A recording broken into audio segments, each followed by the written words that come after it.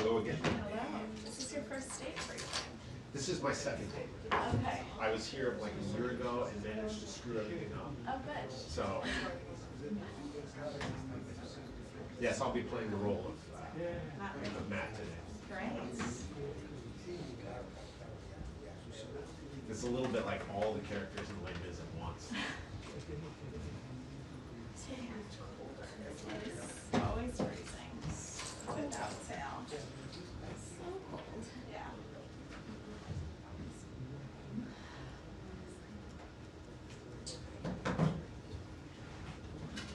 Hello. You know what? Good to meet you, David Clark. Oh, okay, excellent. I'm simply here for 1 day.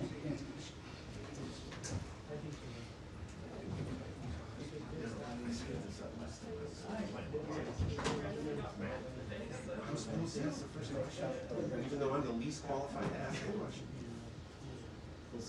Okay, cool.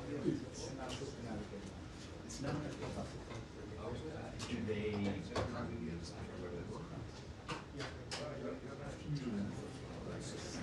Let's see. They don't have to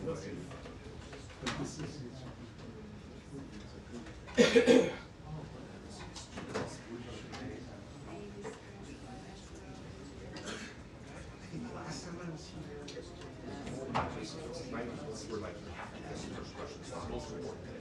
I was okay. And then I show up and it was exclusive. Sometimes they were supposed to ask me questions. And I yelled over them. I'm surprised I was invited.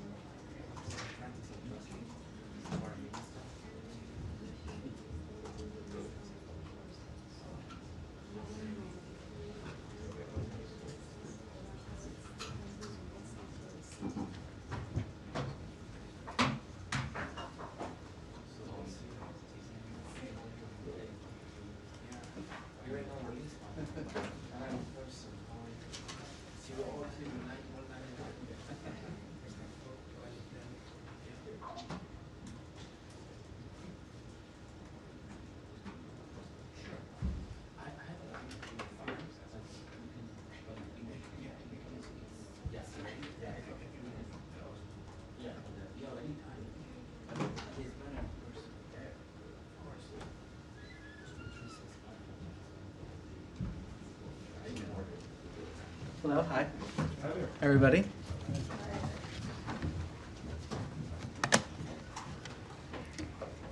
All right. So for those that don't know me, my name is Tommy Pigott, Principal Deputy Spokesperson. Stepping in for the day for Spokesperson Bruce, who is traveling with the Secretary and the President. So to start, a few remarks up top, and then I'll be happy to take some questions. So the American people can be proud that their leaders are putting their safety and security and prosperity first. This week's developments show an administration delivering boldly on its promises, and the results speak for themselves. When President Trump says he will never leave an American behind, he means it. Edon Alexander has been released from Hamas captivity and reunited with his family in Israel. This is the result of unwavering American leadership. President Trump and Secretary Rubio are also strengthening strategic ties in the Middle East, delivering security and economic wins in Saudi Arabia, Qatar, and the United Arab Emirates. Earlier today, President Trump announced Saudi Arabia's $600 billion commitment to invest in the United States, building economic ties that will translate into jobs and opportunities for the American people and the region.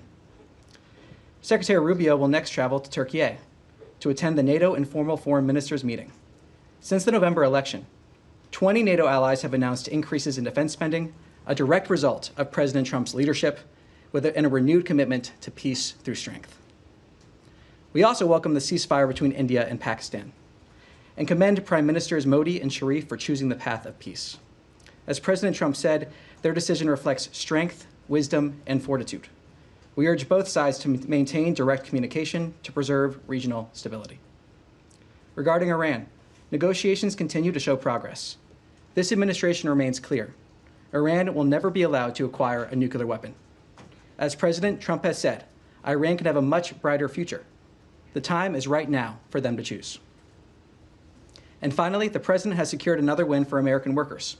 An initial agreement with China to reduce China's tariffs and set a path for future discussions to open market access for American exports. As President Trump has said, the U.S. will continue to prioritize fairness, reciprocity, and results. The American people are already seeing the benefits. Inflation is down, grocery and gas prices are falling, and optimism is returning across the country. President Trump is once again delivering on his promise to make America great again. And before I take questions, I would like to thank Spokesperson Tammy Bruce and the entire team for its unwavering support. It is an honor to be here, and I look forward to answering your questions for the American people. And with that, I'll take some questions. Tommy? Yeah. Thank you. Welcome to the briefing room. Trump said today that he's ordering the cessation of sanctions on Syria. How quickly will the U.S. lift these sanctions? Is this something we could expect as soon as coming days? I have nothing additional to preview. The president obviously spoke to this, and the president has been clear he wants to see prosperity for the entire region. That's part of the purpose of this trip, so nothing to further preview in terms of a timeline. And is the U.S. pressing the UN Security Council to lift sanctions on HTS? Again, nothing to preview on that front, but as the president said, this is about making sure we can have a region with peace and prosperity, long-term prosperity. And as Caroline Levitt said before the trip, this is about a golden age both for the American people and for the Middle East. And we're seeing that dedication with the many different announcements that the president made today. Can you give us an update on the talks between Russia and Ukraine later this week? Will Secretary Rubio be participating in those talks? What are the expectations from the U.S. side? And there's been talk about a face-to-face meeting between Zelensky and Putin. Can you tell us anything about that or talks to prepare for those talks? Well, the president has spoken to this as well. He has been clear that the meeting in Istanbul is a critical opportunity for direct talks between Russia and Ukraine. That has been clear. The president has also been clear that he wants to see those talks happen, and he's been dedicated to trying to first get that ceasefire and then an enduring peace. In terms of specifics, nothing further to preview. The president also spoke to this during his speech just a short while ago. I'd refer you to his comments there. But this is a critical opportunity to, again, have those direct talks to try to achieve that ceasefire and then that long and enduring peace. Yes. Thank you, Tom. Good to see you behind the podium. Very quick question. On Sunday, the Israeli Prime Minister Benjamin Netanyahu said that the ethnic cleansing of Gaza is inevitable and that they were targeting every house in Gaza for that purpose. So is the United States, are they okay with that kind of language, or would there be a rebuke in the future of such a thing that is clearly, speaks of a war crime? What is the position of the U.S.? Well, first, I don't accept the characterization of your question. And second, I'd say that Hamas bears sole responsibility for the war and for the resumption of hostilities. We want peace and the immediate release of all hostages. And we've also been clear from this podium and elsewhere that any departure from Gaza must be voluntary. Yeah, but you as far as what he said, that's what came out of the cabinet meeting. Independent of what we hear about Hamas and so on, and they are responsible for this. But do you have a position on the forcible removal of the Palestinians from Gaza? Look, I just answered that question. I stand by what I just said, and ultimately, Hamas bears sole responsibility for this war. Yes. Follow up on Gaza. The spokesperson last week, Tammy, mentioned that a foundation would be set up. At that time, it was very shortly. It was last week to distribute aid into Gaza. Where does that stand now? Is this still a project? It's still in the works? Is it going to happen? And the Israeli Prime Minister also said that in the coming days he would go in full force into Gaza. Would that disrupt those plans, or is it calculated and being prepared together? How does that work? Well, look, we won't speak on behalf of the foundation, and we'll defer to the foundation in terms of any announcement that they may or may not make. But bottom line is we welcome moves to get aid quickly into Gaza. And we also welcome creative solutions that make sure that that aid actually gets to the people that need it and is not falling into the hands of terrorists such as Hamas. So we support creative solutions to get that aid in there. We want to make sure it's done in a way where it's not falling into the hands of Hamas, that is actually reaching the people that need it. And what is as clear as day is that the people of Gaza have suffered tremendously under Hamas. So we support those creative solutions to get aid in there, and the president has been very clear, as has Secretary Rubio. Yes. I wanted to ask your response of reports that there were back-channel talks that led to the release of Edon Alexander, with a Hamas official reaching out to the former leader of Arab Americans for Trump. Can you speak to that report and any details about how the release came to be? So I'm not going to comment on private diplomatic conversations, but what I will say and reiterate is that this shows that when President Trump says he will never leave an American behind, he means it. This is the direct result of American leadership, as I said earlier, and again shows the fact that President Trump is forever working for the safety and security of the American people, as is Secretary Rubio. But I'm not going to discuss or give details of private diplomatic conversations. You're not denying it? Again, whether or not that or did not happen, I'm not going to talk about private diplomatic conversations, whether or not they did or did not happen. Thank you. Yeah. Hi, thank you, Tommy. Two, actually, one on Afghanistan and then a follow-up on Gaza. Yesterday, DHS Secretary Kristi Noem announced that the temporary protected status for Afghanistan would expire on May the 20th.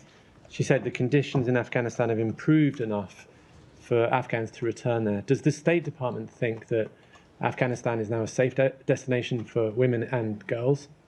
Well, look, ultimately, when it comes to the temporary protected status, I refer you to DHS. It was always meant as a temporary measure or temporary benefit. This is the when that temporary benefit would expire. So for further questions on that, I refer you to DHS. And then just to follow up on Gaza, you said you support efforts to get aid quickly into Gaza. Here we are more than 2 months later. Like, how soon is quickly? When can we start to see food actually getting in?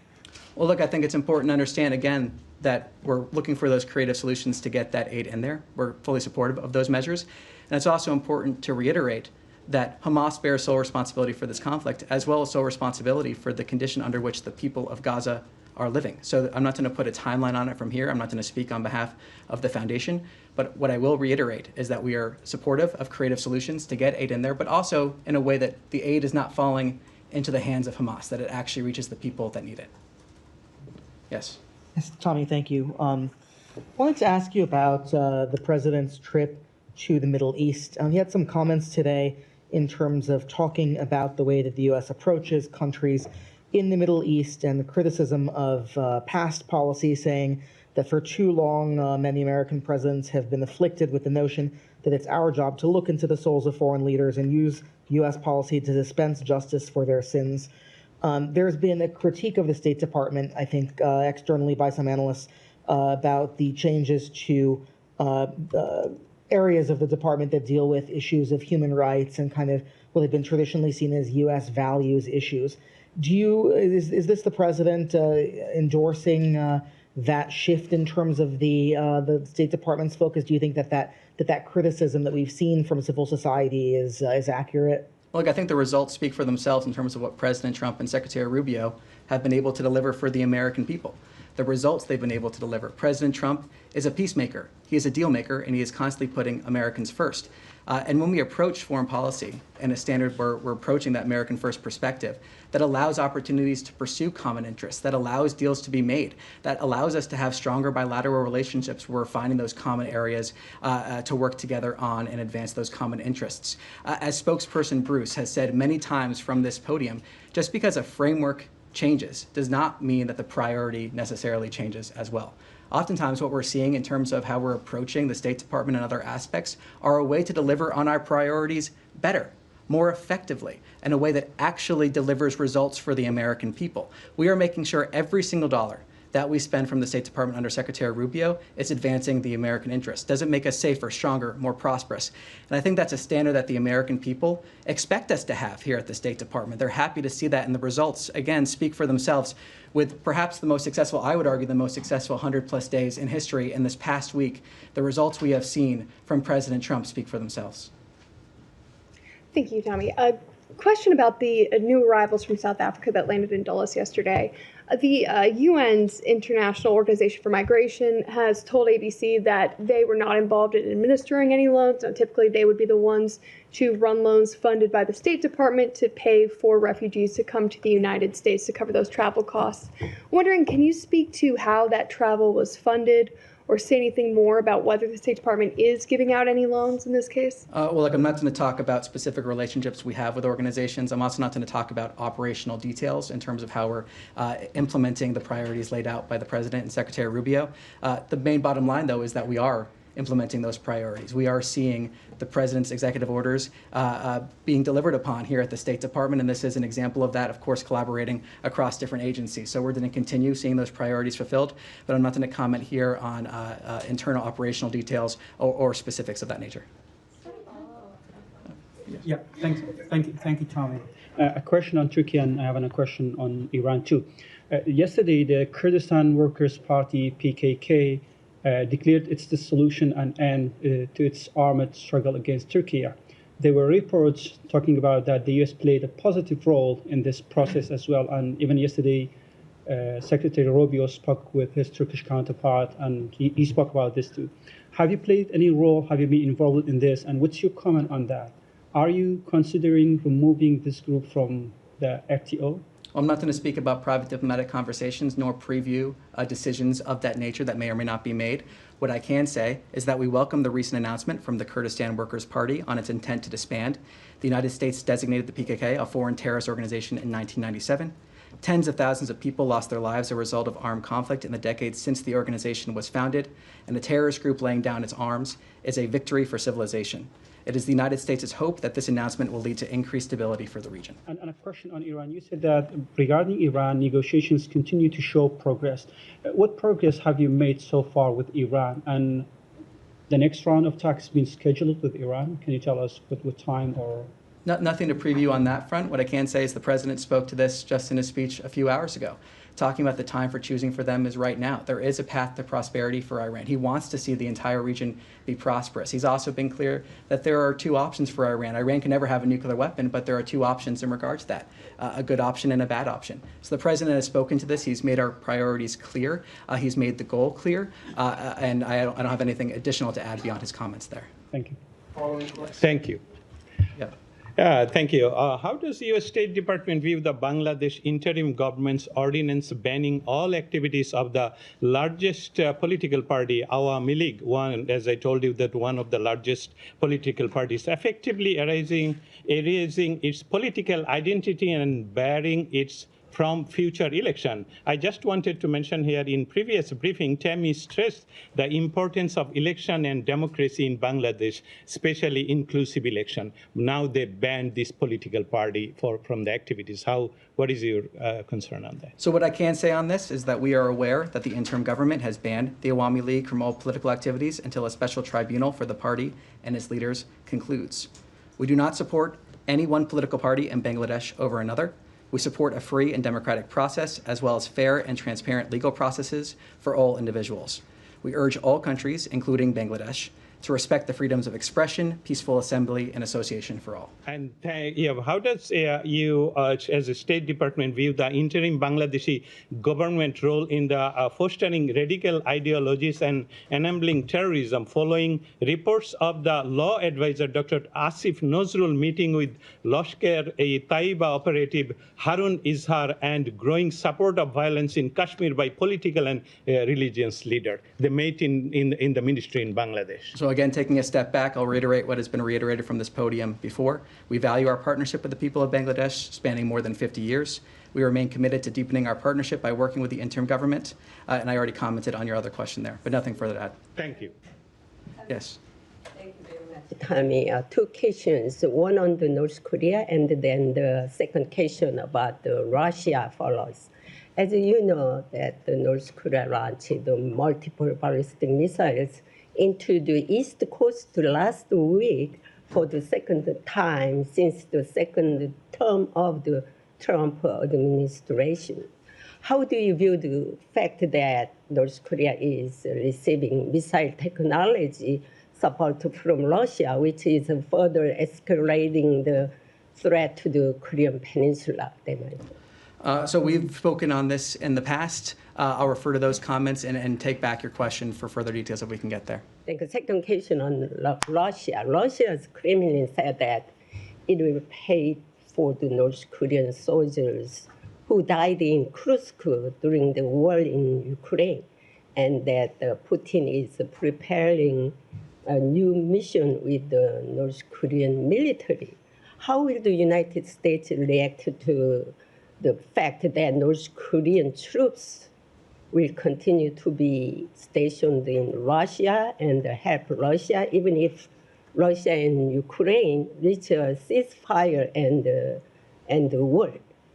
Well, as spokesperson Bruce has said from this podium, third countries like the DPRK that have perpetrated the Russia-Ukraine war bear responsibility. The DPRK's military deployment to Russia and any support provided by the Russian Federation, the DPRK, in return must end. Thank you. Yes. Thank you. A couple of questions from South Asia. During his calls with Pakistani Prime Minister, Foreign Minister, and the Army Chief, when Secretary made a call, did he receive any commitment or assurance from the Pakistani leadership that they will dismantle all the terrorist infrastructure and they will no longer support terrorist groups within the country? I'm not going to talk about private diplomatic conversations. What I can say is reiterate what we've been saying for a couple days now, is that we welcome the ceasefire reached between India and Pakistan this weekend. And we commend both prime ministers for choosing the path of peace. The president truthed about this. He was very clear in terms of that. We also want to encourage direct communication between the parties. That is something we've also been clear about as well. India has refused any U.S. effort to mediate between India and Pakistan. How hopeful you are that you will be able to bring them together in the same room for talks? Well, I'm not going to speculate on that. What I can say is that we encourage direct communication. We have been clear on that. We continue to encourage that direct communication. The president has been clear on that. And the president, as I said, has also been clear in praising both prime ministers for choosing the path towards peace and the wisdom and fortitude that shows.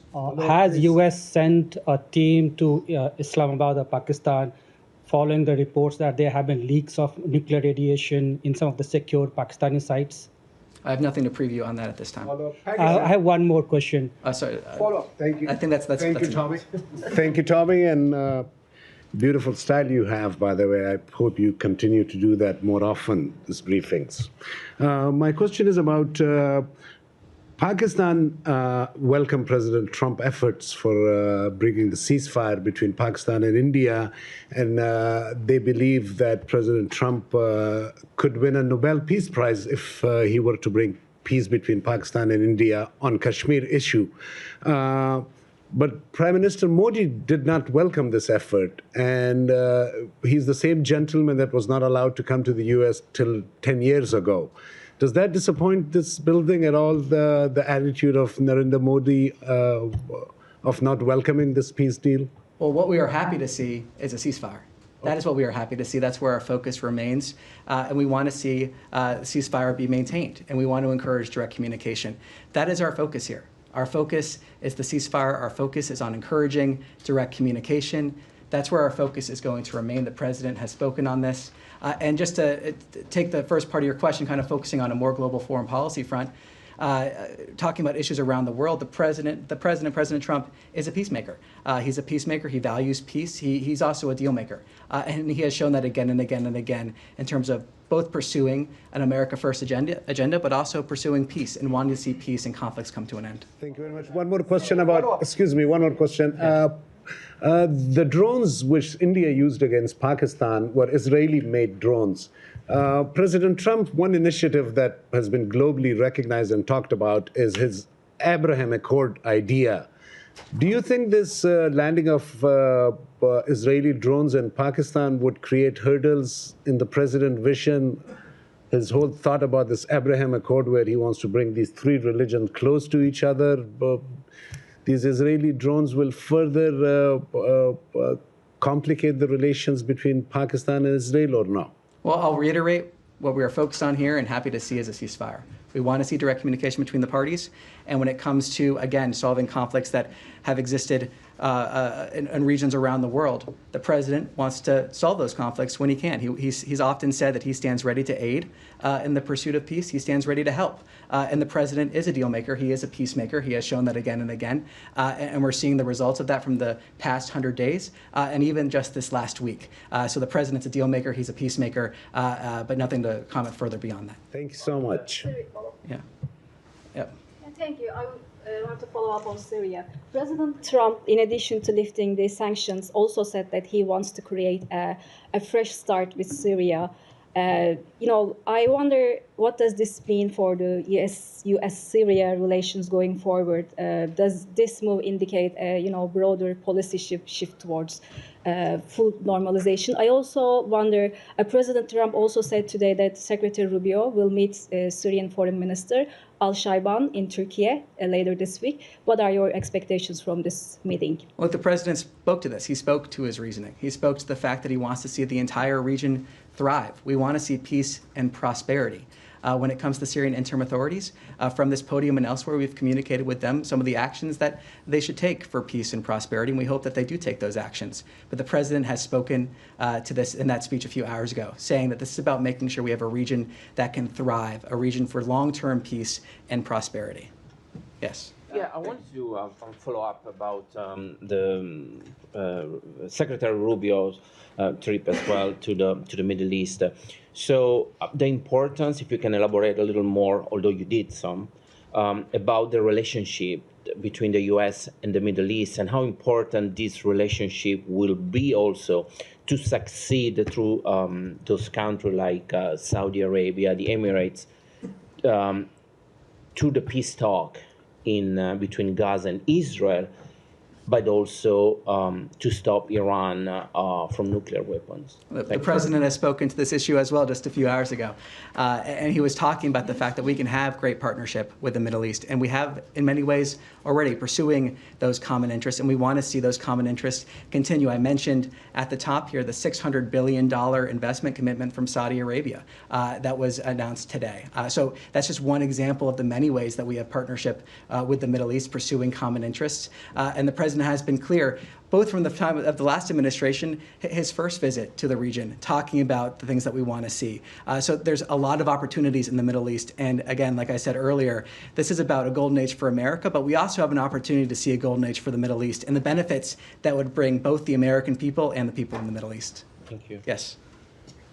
Sorry, in front of you. Thank you. Yeah. Thank you so much. Two quick questions, if I may. The first on Secretary Rubio's trip to the Middle East and the second one in Latin America. In a recent past, Secretary Rubio said that the U.S. will not engage anymore with Russians and Ukrainians if both countries do not show real commitment with a permanent ceasefire.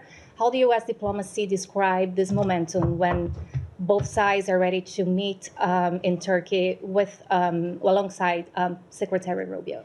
Well, as the president has said, this is a critical opportunity to try to achieve that ceasefire and try to achieve that long peace. The president has been clear he wants to see those direct talks happen. And I think it's also important to remember that the president has brought us closer to peace when it comes to this conflict than in the years preceding him taking office. And that's a great credit to his leadership. So he wants to see those direct talks happen. This is a critical opportunity to achieve that ceasefire and then potentially achieve that long peace, ultimately with the goal of ending this conflict, as has been said so many times by President Trump, so many times by spokesperson Bruce. We want to see this conflict come to an end.